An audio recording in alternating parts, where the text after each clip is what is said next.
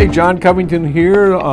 This is, before we get going, please, if you would, like and subscribe. We're up to 71 subscriptions. We've got 29 more to go to hit that 100, that magical 100 note.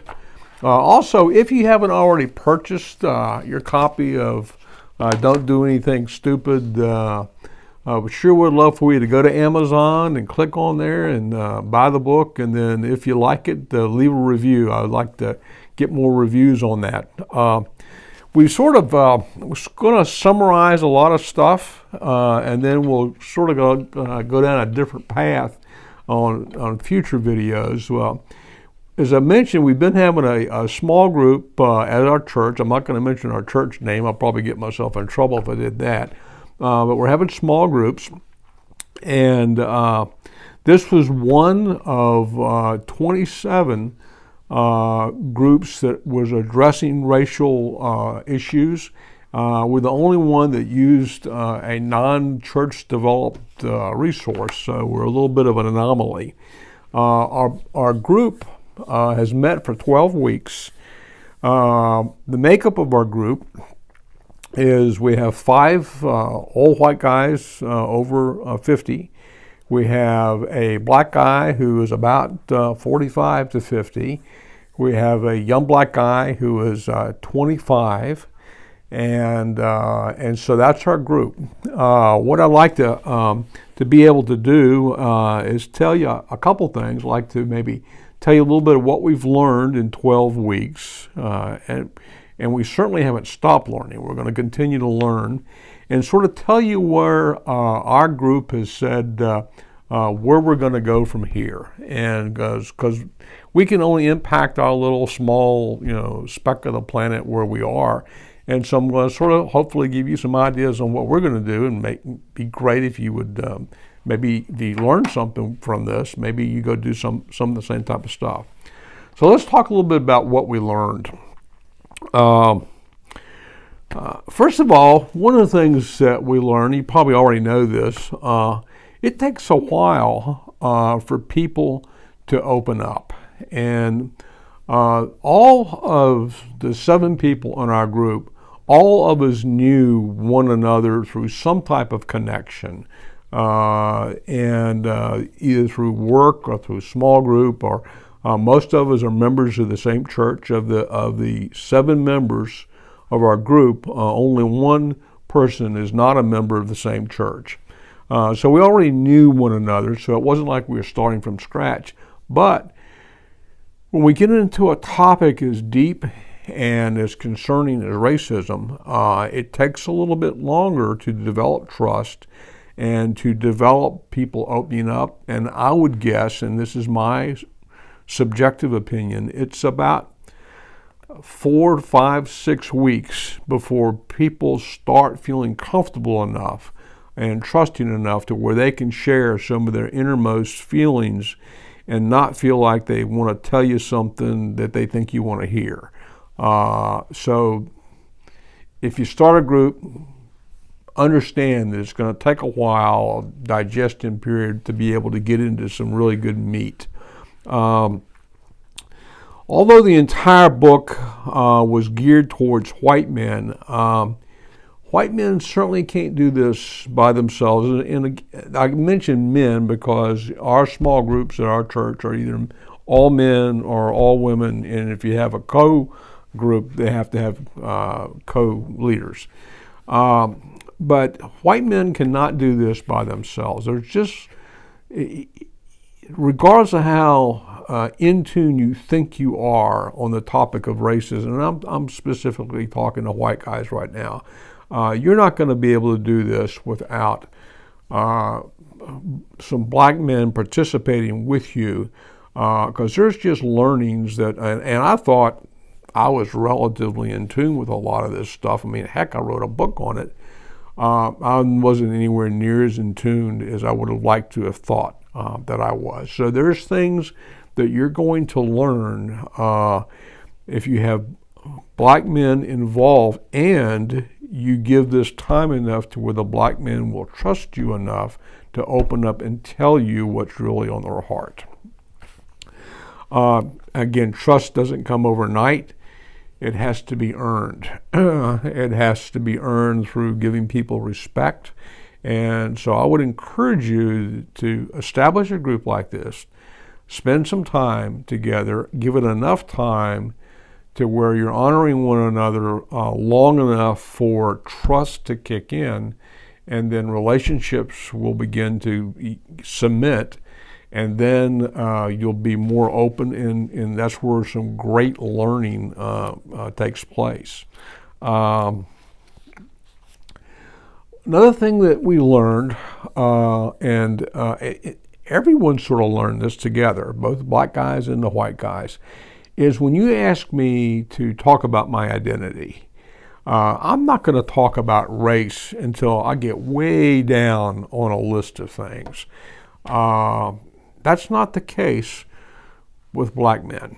And I have not run into a black man yet where race isn't a whole lot higher on the pecking order as far as identity goes than the average white guy. And there's a good reason for that, for both of them. We're not going to get talking into the reasons, but I think it's important that white people understand that issues of race, although they're not at all important to white people, and they're not. And the reason I say they're not, because I can take a look at the participation in these racial groups within our own church, and it's predominantly black. It's not many white people are involved in it, and which tells me that race, with regard to white people, we just don't think about it that much. Black people think about it a lot. We need to understand that, and we need to be empathetic to it. And so we don't do something stupid because of our lack of sensitivity. So that's another thing we learned. It was interesting. The black guys in the group also said that they didn't really understand that white people didn't get up in the morning thinking about race. We don't. And so it was very neat to see that level. So we all learned something, both black guys and white guys, we learned that. And another thing that really hit me on this racial issue is one of our black guys was saying that this meeting that we had once a week on Wednesday mornings was the highlight of his week for two reasons. Number one, he was getting excited about coming. He enjoyed coming and talking about this. But the other one was an issue of anxiety, that he felt that he represented all black men on the planet when he walked into that room. And he had to be perfect. And if he said something wrong, it was going to reflect on all black guys. And to my opinion, it put way too much pressure on himself. We loved him for who he was. And so he was putting, from my perspective, he was putting undue pressure on himself. But that is a fact. I mean, and so in the younger black guy said, yeah, he understood that, and he also has the same pressure on him when he's in many type of environments. He doesn't want to mess up, and he's putting a lot of pressure on himself because he doesn't want to reflect badly on his race. Again, it's another indication that race is a big issue with black folks. It's not a big issue with white folks. White folks need to understand that and up their game some with regard to empathy.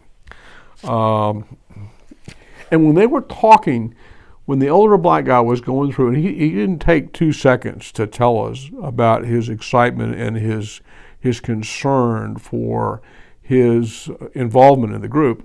When he was saying this, I noticed the expression on his white friend's face, and it was one of astonishment. It was one of disbelief. It was a little bit of shock. So I know that what he was saying was hitting home to the people he was saying it to, because we all were saying, "Gosh, I didn't understand that. I didn't see that." On a lighter note, one thing, and the young black guy is educating us. We should all have a PhD by the time he gets done teaching us. But he's told us something very interesting. He says in the black community, from his perspective, that the preacher is not the head guy in the community; it's the barber. And we all got a chuckle out of that. And he said, well, his parents every Friday used to drop him off at the barber shop, and he said and then leave him for 2 hours. And they expected him to learn there. And one of the things that he had to learn is he had to, first of all, learn to stick up for himself, or else he would never get his hair cut.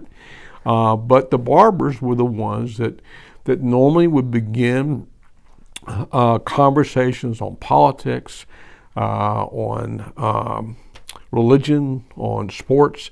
And he says there was just lots of wisdom and talking in the barber shop. So hope one of the things when we get going down in the future, we're hopefully going to get his barber to participate in the next group. So anyway, another thing we learned, and I'm guessing this is probably one of the key things that came out of the group, and that is a dilemma that evolved. And what I would say is the obstacle of the lie, and the fact that we are in spiritual warfare. And I'm going to give you two examples. One example is the person that's sort of in charge of these groups throughout our church was having a meeting, and on Zoom, and she was wanting to sort of check in with us and see how the leaders were doing, and is wanting to. And so she was saying, I just wanted to see how everyone's doing, and we had the different events that happened since the last time we had talked, and it's the George Floyd verdict, and she mentioned a couple other things, and then she said, and the person, the black woman that was killed in Ohio, and she left it at that. And I'm thinking to myself, that's not what happened.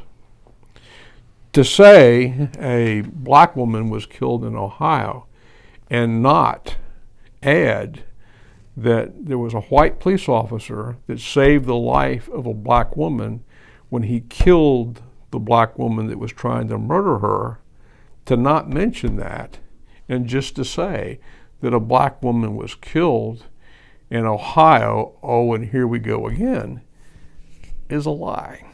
It's not truth. And it is an obstacle for us to address the issue of racism. But it's out there. Another example is if you go up to many people and say, tell me how many blacks are killed on an annual basis by police officers, unarmed. And is it 100? Is it 1,000? Is it 10,000? And so far, when I've asked that question, the number has been, well, there's just lots and lots and lots. The actual number is 12. The highest number I've heard, and this is in 2019, the highest number I've heard is like 20. But the perception is it's lots and lots and lots. And the problem with this is if we continue to either agree with or ignore a blatant falsehood in the guise of wanting to get along or in the guise of being empathetic, we're not doing this. And I didn't speak up in this meeting. I didn't speak up in this Zoom meeting. I didn't speak up. And I fessed up to that in our small group Wednesday. And one of our guys is the district attorney. And he normally sort of is laying in wait for me to do something stupid. and he certainly had great opportunity. So anyway, it was a great. He kicks into district attorney mode is what happens, and he'll go on like a district attorney rant, and it's normally on something that I have done stupid. So when I fessed up to doing something stupid, I just got clobbered. And the thing that's so painful about these rants is he's right. I should have stood up. I should have said something. And I felt a little intimidated. I didn't feel comfortable. I didn't feel comfortable in a group of my church members to fess up and say, hey, what you just said wasn't true. And I didn't have the courage to do that. Now, I'm going to go back and maybe rectify that. I'm able to get kicked out of my church, but I guess that's not. I don't think that's going to happen. So anyway, that was something else that we learned, and it was a huge aha for us to learn that, and we're going to try and address it. And so let me sort of tell you where we're going from here. The group is, it was a wonderful experience. Everyone in the group, we're going to continue, although the semester has ended, we're going to continue through the summer, and we're making plans for the fall. During the summer, we're going to hone our plans for the fall. We're going to redo the agenda that we had developed, that I had developed for the course. We're going to sit there and go through what we've learned and redo that agenda. In the fall, my co-leader and I, we're going to co-lead a very intense, our church calls it a freedom course, for this particular group, and we want to add other people to the group. It's a very intense 12-week program, 2 hours a week, that's followed by a conference. So that's going to be quite an experience for our little core group to go through. And then we're going to have 2 of these racial harmony groups meet in the fall, and the leaders and co-leaders will come out of our existing group. And of course, we know that we want to have at least one white guy and one black guy lead and co-lead the next group of the next group. So that's sort of the wrap up for where we are now. What I'll do is I'll keep you posted during the summer as we move forward with plans for the fall. And gosh, I just encourage you to, I hope you get the book, and I hope you get some of your friends to agree to meet for a period of time to discuss the issue. So it's been a wonderful experience for me personally and for the other guys in the group, and talk to you in a couple of weeks.